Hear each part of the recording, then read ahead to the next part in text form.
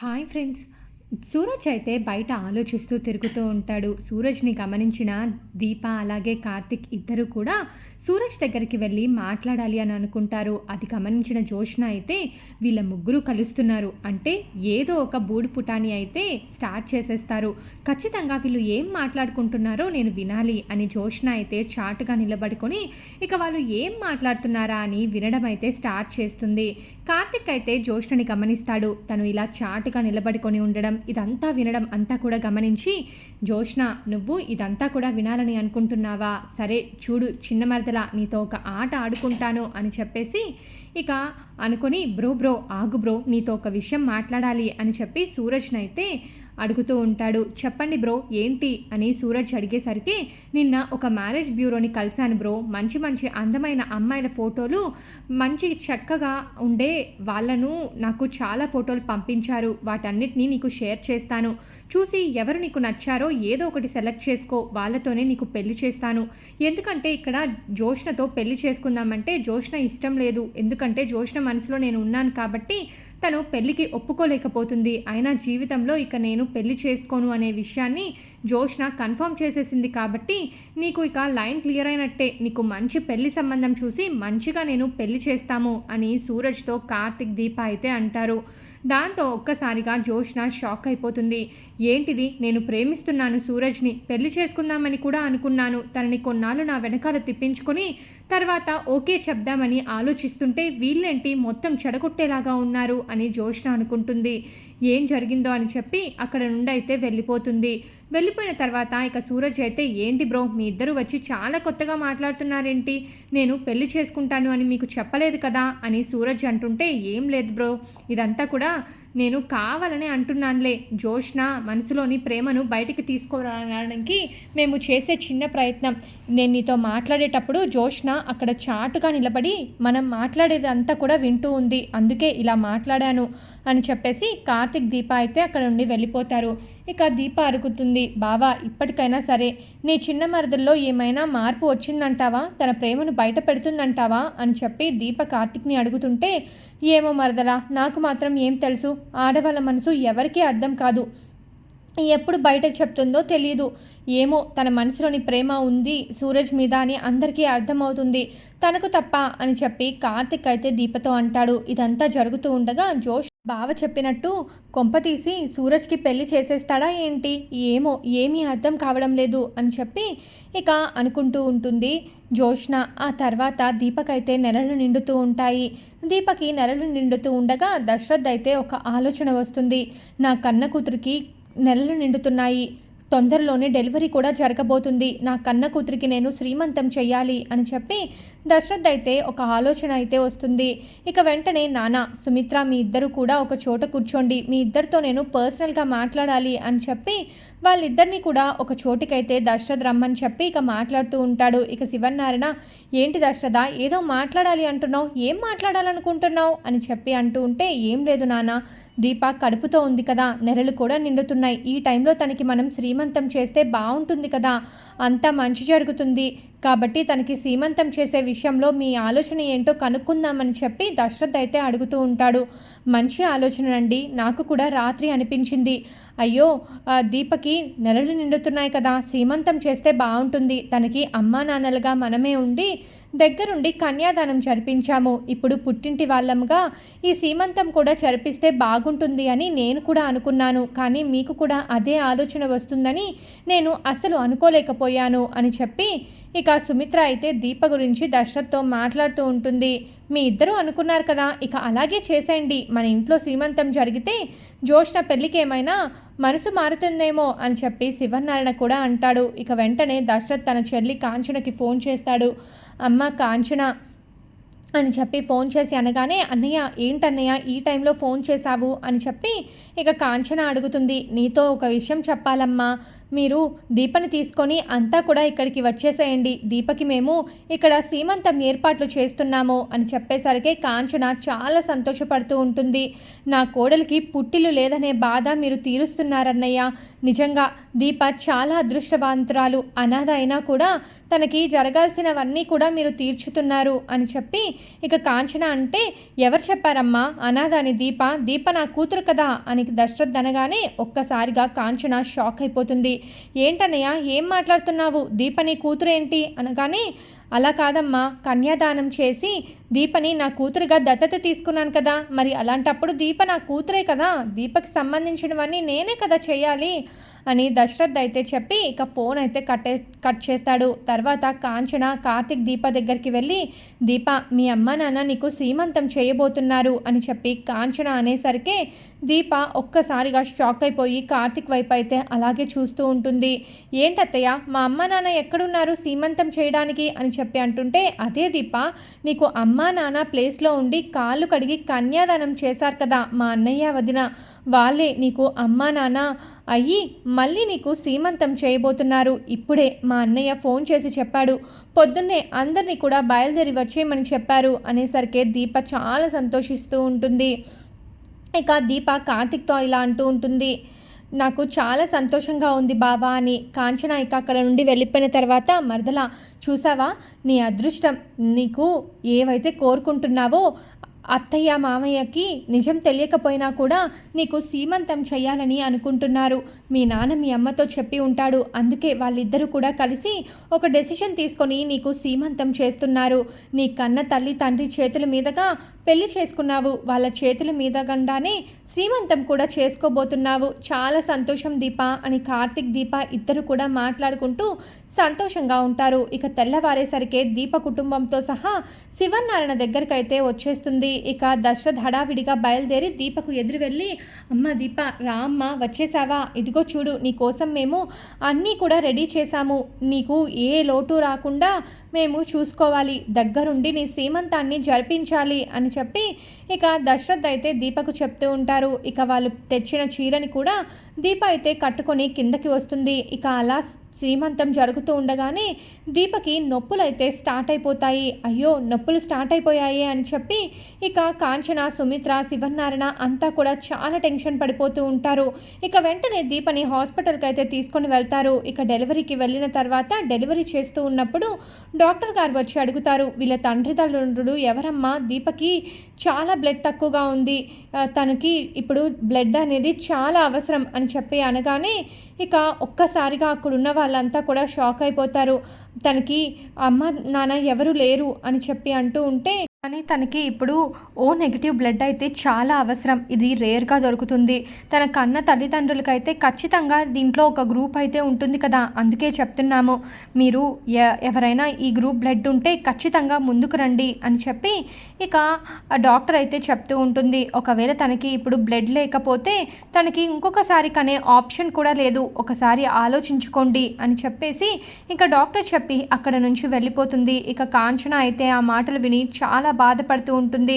అప్పుడే ఇక సుమిత్ర అయితే, ఇదిగోండి నా బ్లడ్ గ్రూప్ కూడా దీప బ్లడ్ గ్రూపే, నేను ఇస్తాను బ్లడ్ అని చెప్పేసి ముందుకు వస్తుంది. ఇక సుమిత్రను చూసి దశరథ్ చాలా సంతోషపడుతూ ఉంటాడు. కన్న తల్లే కన్న కూతురికి బ్లడ్ ఇస్తుంది అని చెప్పేసి చాలా సంతోషపడుతూ ఉంటారు. ఆ తర్వాత సుమిత్ర వెళ్ళి దీపకు బ్లడ్ ఇచ్చేస్తుంది. ఆ తర్వాత అంతా కూడా ఆపరేషన్ జరిగిన తర్వాత దీప పండంటి ఆడబిడ్డకైతే జన్మనిస్తుంది. అలా జన్మనిచ్చిన తర్వాత డాక్టర్ గారు వచ్చి మీతో మాట్లాడాలి, కొంచెం లోపలికి వస్తారా అని చెప్పేసి కన్న తల్లిదండ్రులను అయితే అడుగుతుంది. అదే దశరథ్ సుమిత్రకు అయితే చెప్పేసరికి ఇక శివనారాయణ కూడా కలిసి వాళ్ళ ముగ్గురు డాక్టర్తో మాట్లాడడానికి వెళ్తారు. అప్పుడే ఇక పారిజాతం అయితే జ్యోష్ణతో, ఏంటే వీళ్ళ ముగ్గురునే డాక్టర్ గారు రమ్మంది, ఏంటి అంత పర్సనల్గా ఏం మాట్లాడుతుంది, వెళ్ళవే వెళ్ళు, అసలు ఏం మాట్లాడుతుందో చూడవే అని చెప్పి పారిజాతం చెప్పేసరికి ఇక డోర్ దగ్గర నిలబడి జ్యోష్ణ అయితే వాళ్ళు ఏం మాట్లాడుకుంటారా అని చెప్పి అక్కడే నిలబడి ఉంటుంది. అలా నిలబడి ఉన్నప్పుడు ఇక డాక్టర్ గారు అయితే ఇక వాళ్ళతో మాట్లాడుతూ ఉంటుంది. శివనారాయణ దశరథ్ సుమిత్రతో, ఏంటి మేడం చెప్పండి, మాట్లాడాలి అన్నారు, తల్లికి బిడ్డకి ఏమైనా ప్రమాదమా అని అంటుంటే, లేదండి తల్లి బిడ్డ క్షేమంగానే ఉన్నారు, కానీ బ్లడ్ ఇచ్చింది మీరే కదా సుమిత్ర గారు, మీకు ఆవిడికి ఎటువంటి సంబంధం లేదు, కానీ జస్ట్ బ్లడ్ గ్రూప్ మాత్రమే కలిసింది అని చెప్పేసి నాతో వేరే వాళ్ళు అన్నారు. ఎందుకంటే ఆ పేషెంట్కి దీపకి అసలు తల్లిదండ్రే లేరని, తను ఒక అనాథ అని చెప్పేసి నేను తెలుసుకున్నాను అక్కడ ఉన్న డీటెయిల్స్లో. కానీ మీరే కన్న తల్లి అని చెప్పేసి నేను DNA టెస్ట్ చేస్తే అందులో వచ్చింది కదా అని చెప్పి డాక్టర్ గారైతే ఆ విషయాన్ని బయట చెప్పేస్తారు. దాంతో ఒక్కసారిగా సుమిత్ర, శివనారాయణ షాక్ అయిపోతూ ఉంటారు. ఇక దశరథ్ అయితే నార్మల్గానే ఉంటారు. అదేంటి డాక్టర్ గారికి నిజం తెలిసిపోయిందే అని చెప్పి దశరథ్ తన మనసులో అనుకుంటూ ఉంటాడు. అప్పుడే ఇక సుమిత్ర అయితే, డాక్టర్ గారు మీరు ఏం మాట్లాడుతున్నారో నాకు అర్థం కావడం లేదు. నా కన్న కూతురు జోష్న అదిగో బయటే ఉంది, ఇక్కడ ఉన్నది దీప, ఇదిగో నా వదిన కోడలు తను అని చెప్పేసి సుమిత్ర అనేసరికి, లేదండి నేను అబద్ధం చెప్పడం లేదు, బ్లడ్ గ్రూప్ మ్యాచ్ అయింది కదా అని నేను జస్ట్ శాంపిల్ DNA టెస్ట్ చేశాను. ఆ చేస్తే మీ ఇద్దరు కూడా కన్న తల్లి కూతురు అని చెప్పి తేలింది అని డాక్టర్ గారు ఎప్పుడైతే చెప్తారో జోష్నకి షాక్ అయిపోతుంది. ఒక్కసారిగా దిమ్మ తిరిగిపోతుంది. జోష్న, ఏంటి డాక్టర్ గారు ఇలా నిజం బయటికి చెప్పేశారు, ఇప్పుడు దీపే తన కన్న కూతురు అన్న విషయాన్ని మమ్మీ నమ్మేస్తుందా? అయ్యో ఒకవేళ నమ్మిందంటే కనుక నేను ఏమైపోవాలి? ఇక నా పరిస్థితి, గ్రాణి పరిస్థితి ఆలోచించుకుంటే ఏమవుతుందో కూడా అర్థం కావడం లేదే అని మనసులో అనుకుంటూ ఉంటుంది.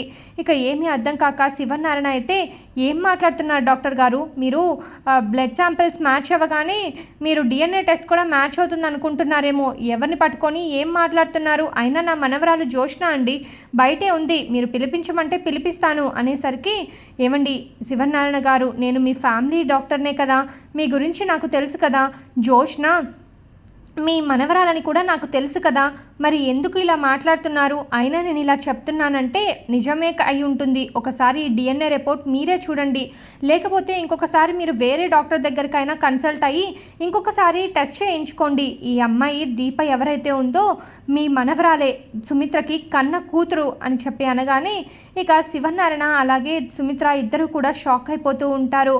ఇక అప్పుడే సుమిత్ర అయితే, ఏంటి దీప నా కన్న కూతురా అని చెప్తే షాక్ అయిపోతున్నాను, ఈయనలో ఎటువంటి స్పందన లేదేంటి, ఈయన ఏమీ లేకుండా సైలెంట్గా ఉన్నాడేంటి అని ఆలోచిస్తూ ఉంటుంది సుమిత్ర.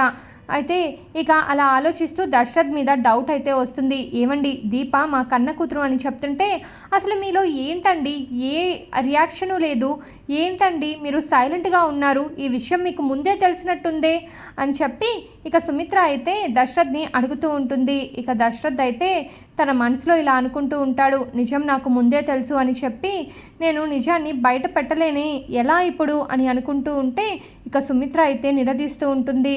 నిజం చెప్పండి, ఈ విషయం గురించి మీకు ముందుగానే తెలుసా, లేకపోతే కావాలని నాతో ఏమన్నా ప్రాంక్ చేస్తున్నారా అని సుమిత్ర అడుగుతూ ఉంటే ఇక శివనారాయణ కూడా, చెప్పురా కోడలు అడుగుతుంది కదా, ఎందుకు సుమిత్రని టెన్షన్ పెడుతున్నావు, నిజం నీకు తెలుసా అని అడుగుతూ ఉంటాడు శివనారాయణ. తెలుసు నాన్న, ఇది డాక్టర్ గారు చెప్పేది నిజమే, జోష్న ఈ ఇంటి వారసురాలు కాదు, మా కన్నబిడ్డ కాదు, మా కన్నబిడ్డ దీపే, డాక్టర్ గారు చెప్పేదంతా కూడా నిజమే అని చెప్పి ఇక దశరథ్ అయితే నిజాన్ని బయట పెట్టేస్తాడు. దాంతో ఒక్కసారిగా జోష్న, పారిజాతం అంతా కూడా టెన్షన్ అయిపోతూ ఉంటారు. అసలు ఏం జరుగుతుంది, వీళ్ళు నిజాలు ఇలా బయటకు చెప్పేసుకుంటే ఎలాగా, అంటే డాడీకి కూడా నిజం తెలిసిపోయిందా అని అనుకుంటూ ఉంటుంది జోష్న. ఇక పారిజాతం కూడా చాలా కంగారు పడిపోతూ ఉంటుంది.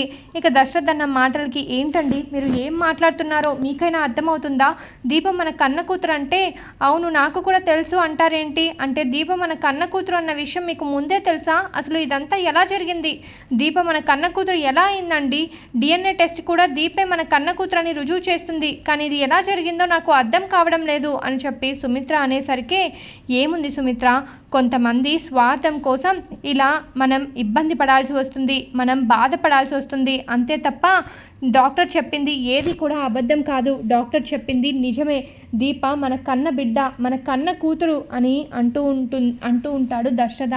మరి జోష్న ఎవరండి, మరి జోష్న మన కన్న బిడ్డ కాదా, చిన్నప్పటి నుంచి ప్రాణం కంటే ఎక్కువగా అల్లారు ముద్దుగా పెంచుకున్నాం కదా, మరి జోష్న ఎవరు చెప్పండి అని కాలర్ పట్టుకొని దశరథ్‌నైతే సుమిత్ర అడుగుతూ ఉంటుంది. ఇక శివనారాయణ కూడా ఎందుకురా నిజం తెలిసిపోయింది కదా! నీకు తెలిసిన నిజాలన్నీ కూడా బయట పెట్టు. అసలు మాకు తెలియకుండా ఏం జరుగుతుంది? ఈ విషయాలన్నీ నీకు తెలిసి కూడా ఎందుకు నువ్వు సైలెంట్‌గా ఉన్నావు? చెప్పురా చెప్పు అని శివనారాయణ అడిగితే, నాన్న దీనంతటికి కారణం ఎవరనుకుంటున్నావు? పారిజాతం పిన్ని. అమ్మ చనిపోయినప్పుడు మాకు అమ్మ లేని లోటు తీర్చాలని చెప్పి పని మనిషిగా ఉన్న పారిజాతం పిన్నిని నువ్వు పెళ్లి చేసుకున్నావు. అంతవరకు బాగానే ఉంది. కానీ నువ్వు పెళ్లి చేసుకున్నా కూడా తనకి కొంచెం కూడా కృతజ్ఞత లేకుండా ఎప్పుడూ కూడా తను ఆస్తి మీద ఎక్కువ ప్రేమ కలిగి ఉండేది. నిజానికి చెప్పాలంటే ఎప్పుడు కూడా తను మాకు అమ్మలేని లోటు తీర్చలేదు. అయినా పర్వాలేదులే అని నేను కాంచన ఎప్పుడు కూడా పారిజాతం పిన్నికి ఎదురు చెప్పి కూడా మాట్లాడలేదు. కానీ మేము ఏం పాపం చేయకపోయినా మా మీద చాలా కుట్ర పన్నింది. మా జీవితాలని ఇలా నాశనం చేసేసింది. మా జీవితాలే కాకుండా నా కన్న కూతురు జీవితాన్ని కూడా నాశనం చేసేసింది. అంగరంగ వైభవంగా అష్టైశ్వర్యాల మధ్య బ్రతకాల్సిన నా కూతురు దీప ఎక్కడో అనాథగా ముత్యాలగూడెంలో పెరగాల్సి వచ్చింది. దీనంతటికీ కారణం ఎవరో చెప్పండి. ఎవరనుకుంటున్నారు అని అంటూ ఉంటే, ఎవర్రా ఎవరు ఇలా చేసిన దానికి కారణం ఎవరు అని శివనారాయణ అడుగుతూ ఉంటాడు. ఎవరో కాదు, పారిజాతం పిన్ని. ఆస్తి మొత్తం తన మనవరాలకే దక్కాలన్న స్వార్థంతో ఇలా చేసింది అంటూ ఉంటే ఇక శివనారాయణ కోపంతో ఊగిపోతూ ఉంటాడు. అసలు నువ్వు ఏం చెప్తున్నావో నాకు అర్థం కావడం లేదు దశరథ. ఏం చేసింది? అయినా పారిజాతం ఇలా చేయడానికి కారణం ఏంటి? అసలు నిజం చెప్పు. ఇప్పుడే పారిజాతాన్ని చంపేస్తాను. అసలు ఇలా చేయడానికి కారణం ఏంటో తెలుసుకోవాలి నేను ముందర అని శివనారాయణ అంటూ ఉంటాడు. నాన్న ఏం లేదు, దాసుకి అలాగే నాకు ఒకేసారి బిడ్డ పుట్టింది కదా! ఇద్దరికీ కూడా ఆడపిల్లలే అవ్వడంతో ఇక మాకు పుట్టిన బిడ్డని తీసుకొని వెళ్ళి చంపేయమని చెప్పారు. కానీ దాసుకు పుట్టిన బిడ్డని తీసుకొని వచ్చి ఏమీ తెలియనట్టుగా పారిజాతం పిన్ని సుమిత్ర దగ్గర పడుకోబెట్టడంతో ఆ బిడ్డే మా బిడ్డ అనుకొని ఇన్ని రోజులు అల్లారు ముద్దుగా పెంచి పెద్ద చేశాము. కానీ ఆస్తంతా కూడా తన మనవరాలకే దక్కాలన్న స్వార్థంతో ఇదంతా కూడా పారిజాతం పిన్ని చేసింది. దాసు కూతురని జోష్నకి కూడా తెలుసు. కానీ జోష్న కూడా ఆస్తి మొత్తం తనకే దక్కాలి అన్న స్వార్థంతో ఈ విషయాన్ని బయట పెట్టకుండా తనలో తానే దాచుకొని ఉంది. ఇంకా దాసు అయితే ఎక్కడ ఈ నిజాన్ని బయట పెట్టేస్తాడు అని కన్న తండ్రి అని కూడా చూడకుండా చాలాసార్లు తనని చంపాలని చూసింది. కిడ్నాప్ కూడా చేసింది. కానీ దేవుడు దాసుని మనకి నిజం చెప్పించడానికే, నిజం బయట పెట్టించడానికే బ్రతికించినట్టున్నాడు. దాసు అయితే నిజం చెప్పడానికి ప్రతిసారి కూడా చాలా ట్రై చేశాడు. అలా నాకు కూడా రీసెంట్గానే ఈ సుమిత్రకి బోన్ నారో ట్రాన్స్ప్లాంటేషన్ జరిగేటప్పుడే ఈ నిజ నిజాలంతా కూడా తెలిసాయి. కానీ సుమిత్ర ఆరోగ్యం అప్పుడు అస్సలు బాగలేదు కదా! డాక్టర్ గారు మరీ చెప్పారు, ఈ విషయాన్ని మీరు ఇప్పుడే సుమిత్ర గారితో చెప్పొద్దు. తన ఆరోగ్యం అస్సలు బాగలేదు. తను ఎలా తీసుకుంటుందో తెలియదు. తన ఆరోగ్యం మీద చాలా ఎఫెక్ట్ పడుతుంది. అందుకే మీరు ఈ విషయాన్ని చెప్పొద్దు అని చెప్పారు. అందుకే ఈ విషయాన్ని నేను నాలోనే దాచుకున్నాను. అప్పటి నుంచి దీప అంటే నాకు చాలా ఇష్టం. దీపకు కూడా తన కన్న తల్లిదండ్రులు మేమే అని తెలుసు. కానీ తను ఈ విషయాలేవి బయట పెట్టలేదు అని చెప్పగానే ఇక శివనారాయణ చాలా కోపంతో బయట ఉన్న పారిజాతం దగ్గరికి వెళ్ళి, నీకు కొంచెమైనా బుద్ధుందా? అసలు నువ్వు ఇలాంటి పని చేస్తావా? నిన్ను అస్సలు వదిలిపెట్టను. ఇప్పుడే పోలీసుల్ని పిలిపించి నిన్ను అరెస్ట్ చేయిస్తాను అని పారిజాతాన్ని లాగిపెట్టి కొడుతూ ఉంటాడు. ఏమైందండి నేనేం చేయలేదండి అని పారిజాతం ఎంత చెప్పినా శివనారాయణ అయితే అస్సలు వినిపించుకోడు.